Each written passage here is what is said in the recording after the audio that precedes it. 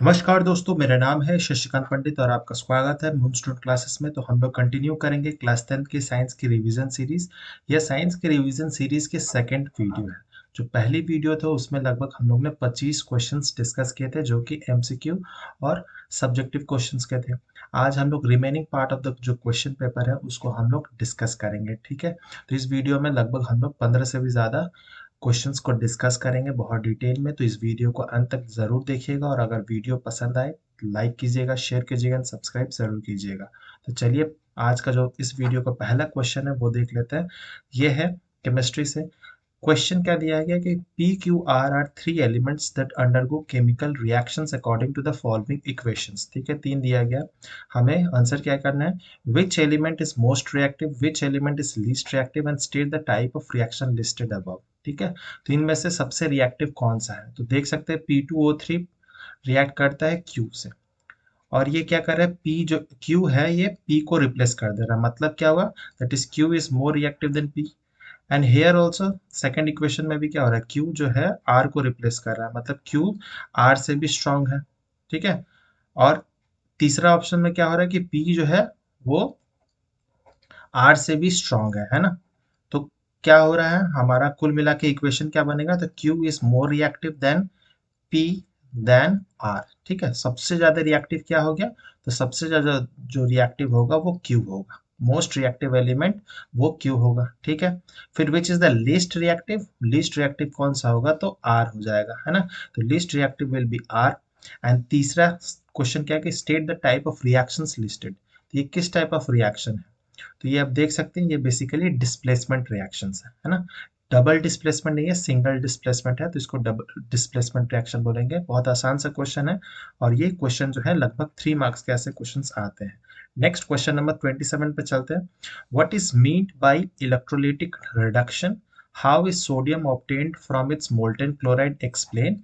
फिर सेकंड और में दिया गया कि a metal A which is used in the thermite reaction when heated with oxygen gives an oxide B which is amphoteric. Identify A and B. Write down the reactions of oxide B with HCl and NOH. बहुत simple सा question है। सबसे पहला जो है वो है electrolytic reductions. ठीक है, तो ये इलेक्ट्रोलिटिक रिडक्शंस वैसे मेटल का होता है जिसका रिएक्टिविटी बहुत ज़्यादा होता है, वो काफ़ी रिएक्टिव होते हैं। ठीक है, they cannot be obtain from the compounds by just heating with carbon. For example, carbon cannot reduce the oxide of sodium, magnesium, calcium, aluminium, क्योंकि ये जितने भी ये मेटल्स है बहुत ज़्यादा एक्टिव है ना, रिएक्टिव होते हैं। जो रिएक्टिविटी सीरीज उसमें भी ये बहुत हाई आते हैं। ठीक है, this is because this metals have a strong affinity for oxygen than carbon. तो ये बहुत जल्दी क्या होता है, कार्बन के बजाय वो लोग ऑक्सीजन से रिएक्ट कर लेते हैं, और ऑक्सीजन से रिएक्ट करेंगे तो ये नहीं होगा reduction. This metals are obtained by electrolytic reduction. और ये कैसे होता है? This metal are deposited at the cathode. Cathode जो होता है वो नेगेटिवली चार्ज इलेक्ट्रोड होता है, और कैथोड में रिएक्शन क्या होगा? तो ये देख सकते हैं। ठीक है, तो मेटल जो है वो लूज करेगा इलेक्ट्रॉन। ठीक है, और एनोड में जो कि पॉजिटिवली चार्ज इलेक्ट्रोड होता है वहां पर क्लोरीन लिबरेट होगा, और क्लोरीन इलेक्ट्रॉन्स गेन करेगा, और कुल मिला के जो रिएक्शन होगा NaCl जो होगा Na प्लस और क्लोराइड आयन, सोडियम आयन और क्लोराइड आयन में बन जाएगा। और ये रिएक्शंस लिखना बहुत जरूरी है। ये भी लिखना जरूरी है कि किस लिए होता है, एंड इस रिएक्शंस को भी लिखना जरूरी है। ये भी 3 मार्क्स का है। जो और वाला क्वेश्चन है वो थर्माइट प्रोसेस है। थर्माइट प्रोसेस मतलब आपको समझ आना है कि वो मेटल, वो एल्यूमिनियम की बात की जा रही है ना। जैसे इस फोटो में देख सकते हैं, एनसीईआरटी बुक में फोटो दी गई है कि जो मेटल ए होगा वो एल्यूमिनियम होगा, which is used in thermite reactions, है ना, रेलवे की पटरियों को जोड़ने में काम आता है।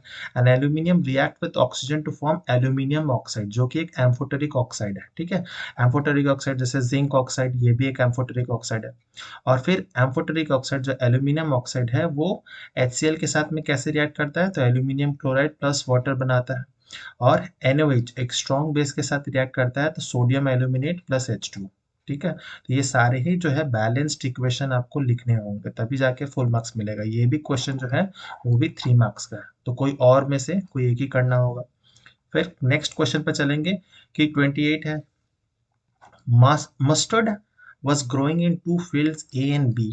Field A produced brown colored seeds while the field B produced yellow colored seeds. It was observed that in field A the offspring showed only parental trait for consecutive generation, whereas in the field B the majority of the offspring shows variations in the progeny.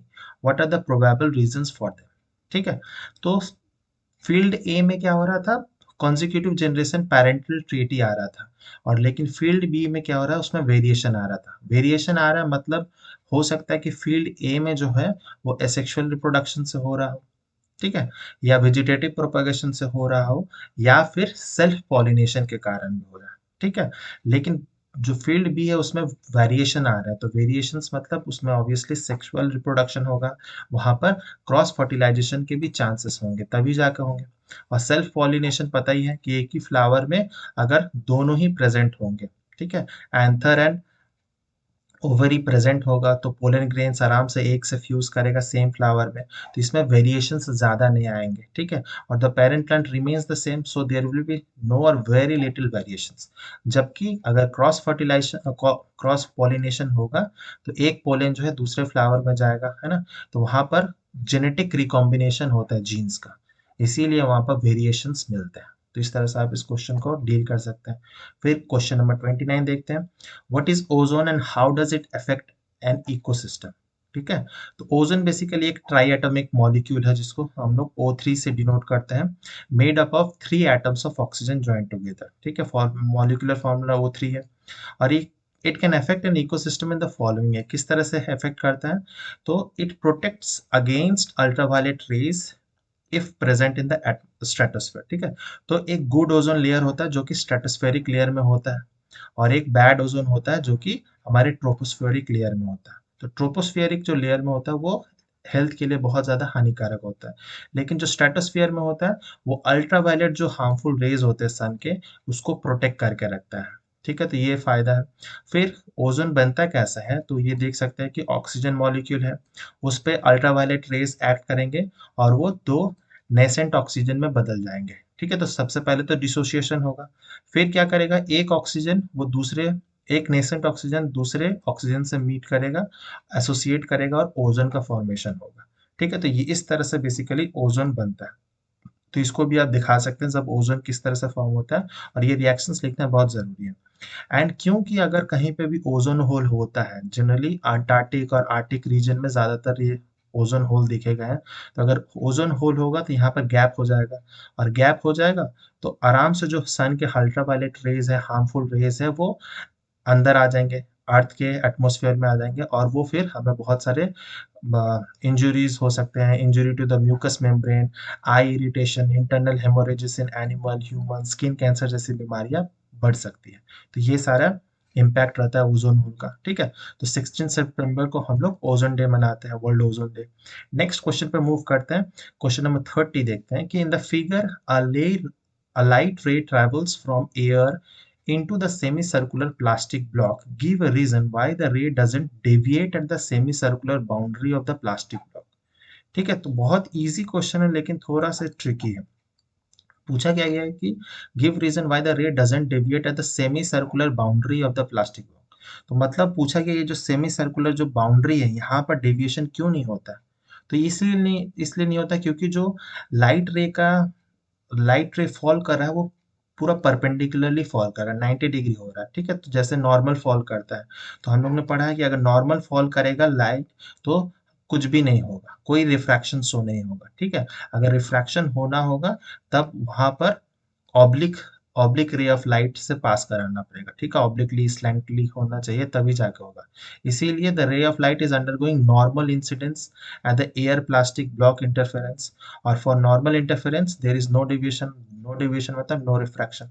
और फिर second question है कि complete the ray diagram of the above scenario when the light ray comes out of the plastic block from the top flat end, ठीक है। तो यहाँ से जब आता है तो वो किस तरह से होगा, तो पता है कि ये जो पार्ट है, इस फोटो में आप देख सकते हैं कि ये क्या हो गया, ये डेंसर है, ठीक है, और यहाँ पर रेयरर है, ऑप्टिकली रेयरर मीडियम है air and optically denser medium है।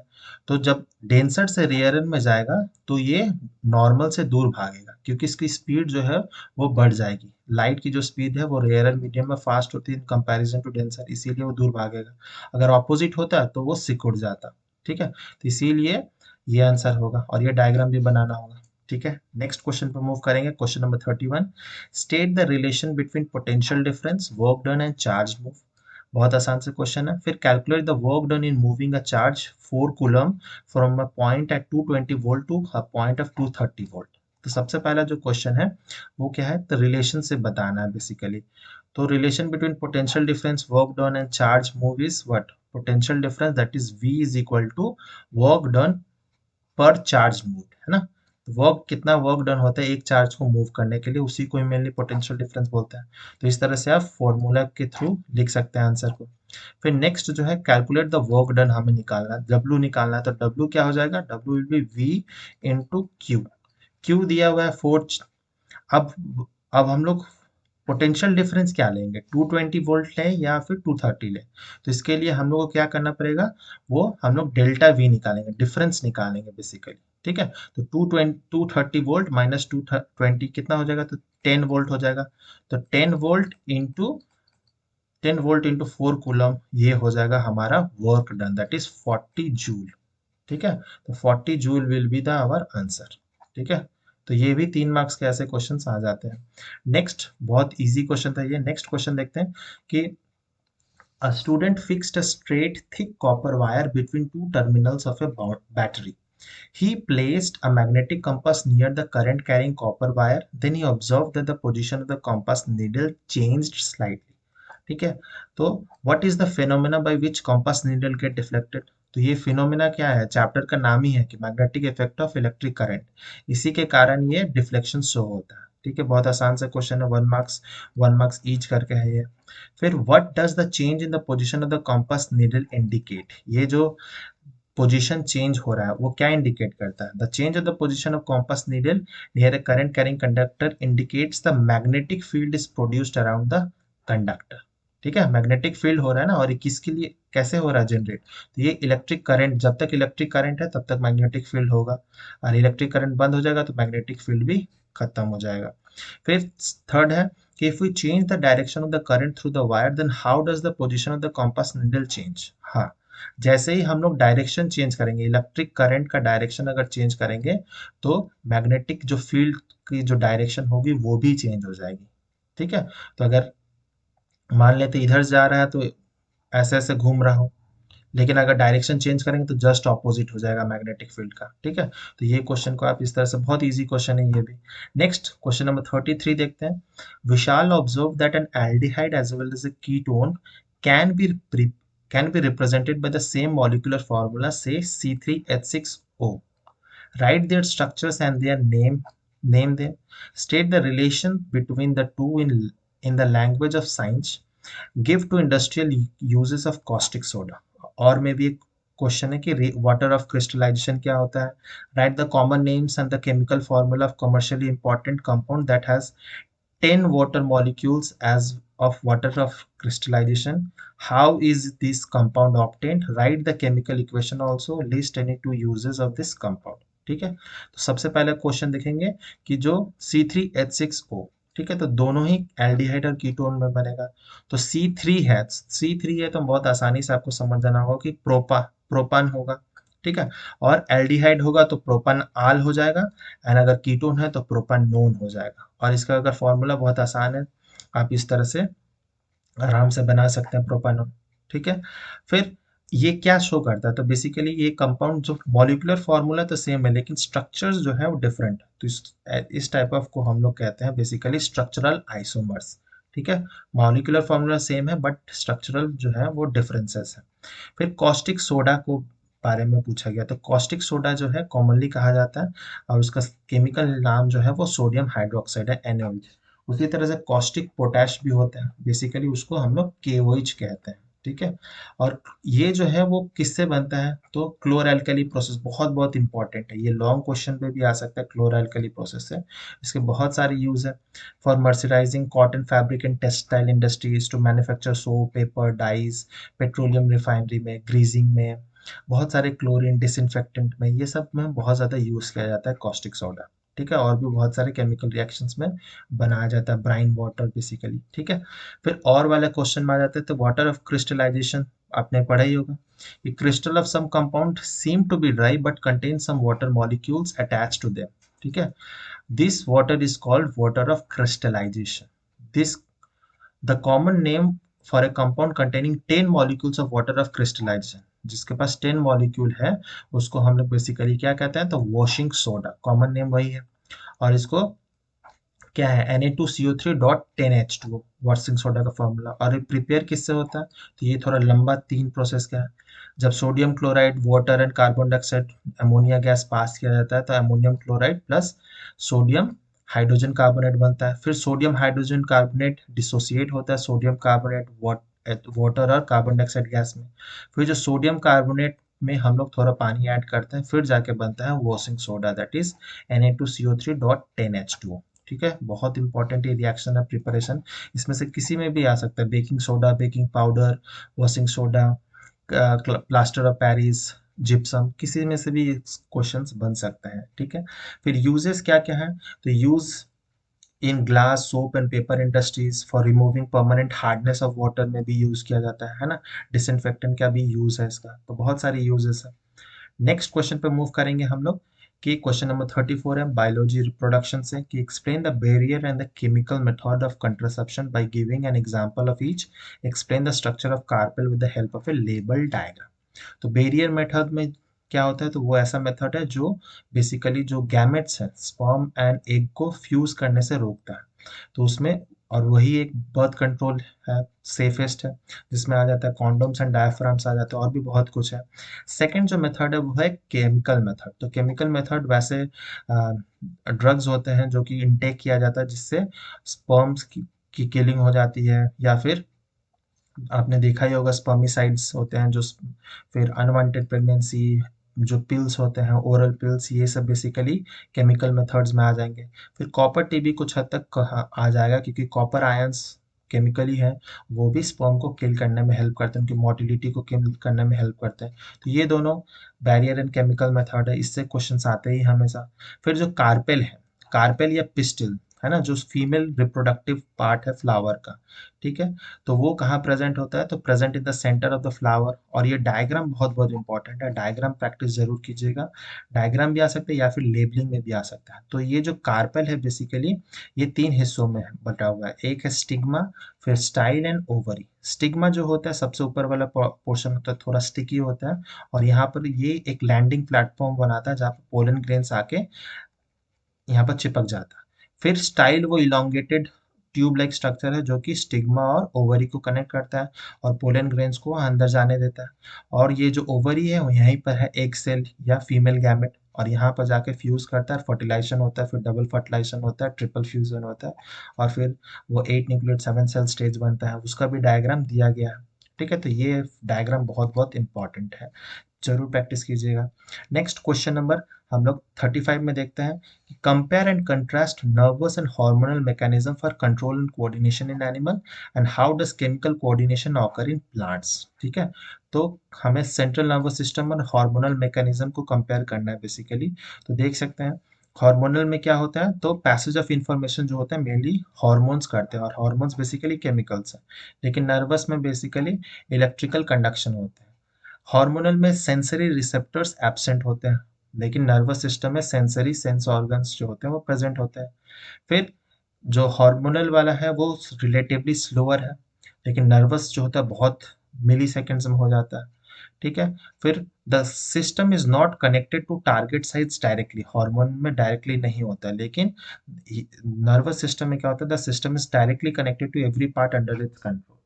फिर जो रिस्पॉन्स है हार्मोन में टाइम लगता है। ठीक है, the response is slow and produced by all the cells in the target tissue.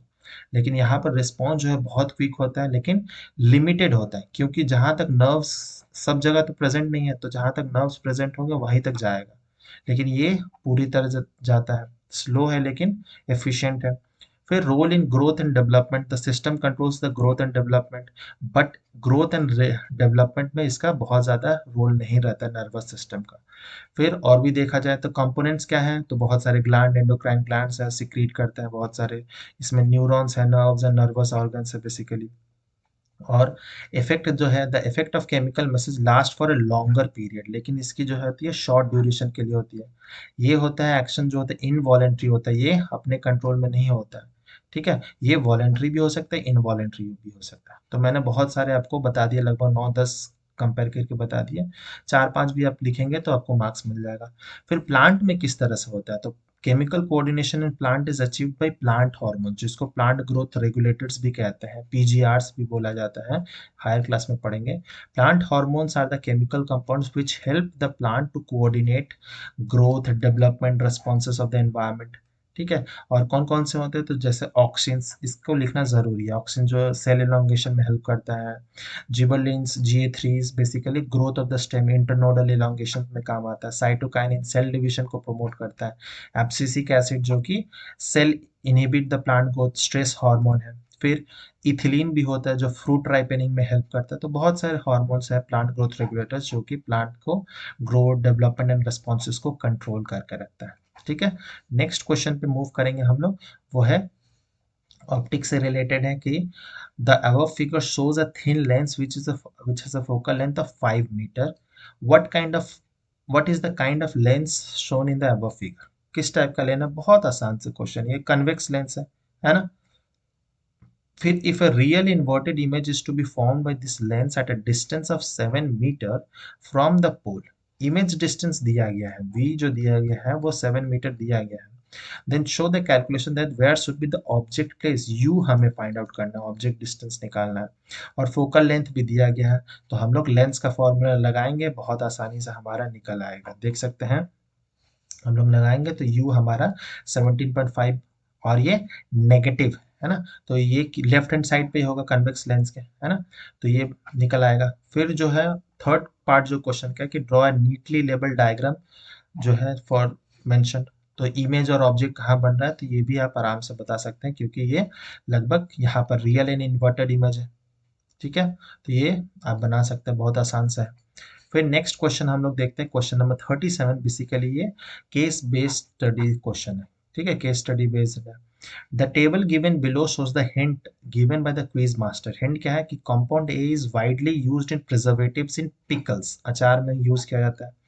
A react with ethanol to form a sweet smelling compound। Obviously ये पता चल गया कि स्वीट स्मेलिंग कंपाउंड क्या होगा, एस्टर होता है, यही आपने पढ़ा है ऑर्गेनिक केमिस्ट्री में।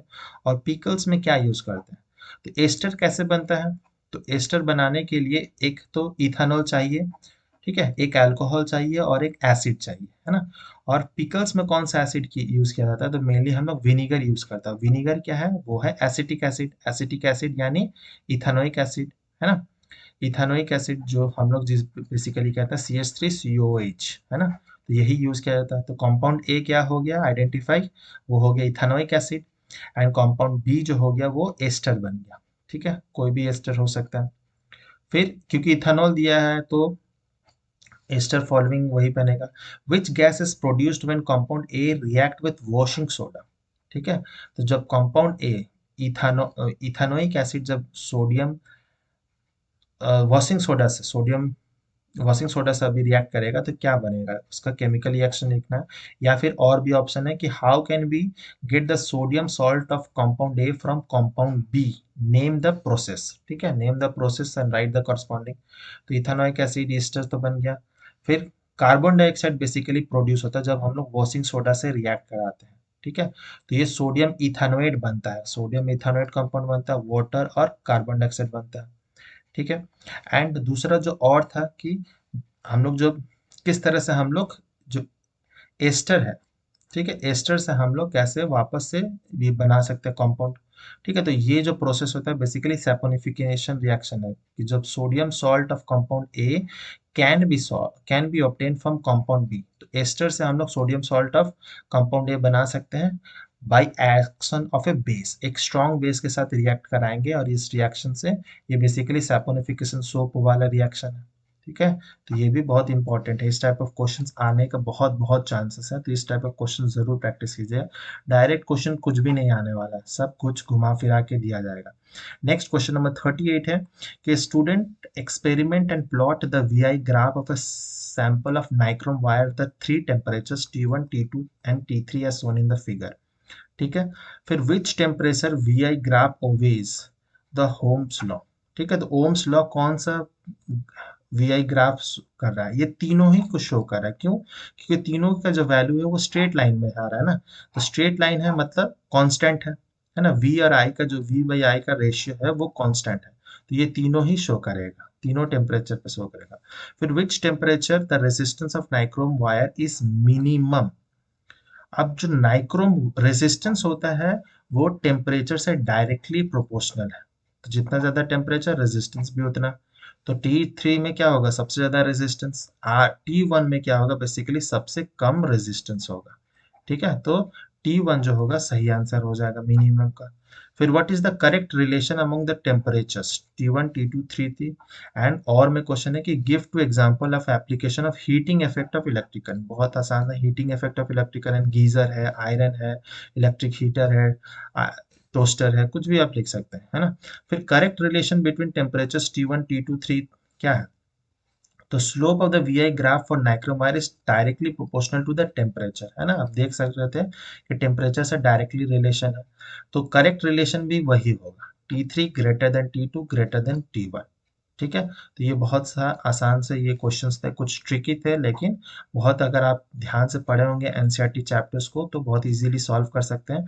और अगर आपको कोई भी डाउट हो तो कमेंट सेक्शन में बिल्कुल पूछ सकते हैं। एंड और भी कंसेप्चुअल क्लैरिटी चाहिए, क्योंकि ये रिवीजन सीरीज था तो मैं बहुत जल्दी जल्दी पढ़ा रहा था, लेकिन जो अगर आपको डिटेल में पढ़ना है तो उसका जो लिंक है, मैं भी वीडियोस डाल चुका हूँ, उसका जो लिंक है आपको डिस्क्रिप्शन बॉक्स पिंड कमेंट में भी मिल जाएगा, वहां से भी आप देख सकते हैं। इस वीडियो को देखने के लिए बहुत बहुत धन्यवाद। अगर वीडियो अच्छा लगा हो तो लाइक जरूर कीजिएगा, कोई डाउट हो सजेशन हो कमेंट बॉक्स में पूछ सकते हैं, देख सकते हैं।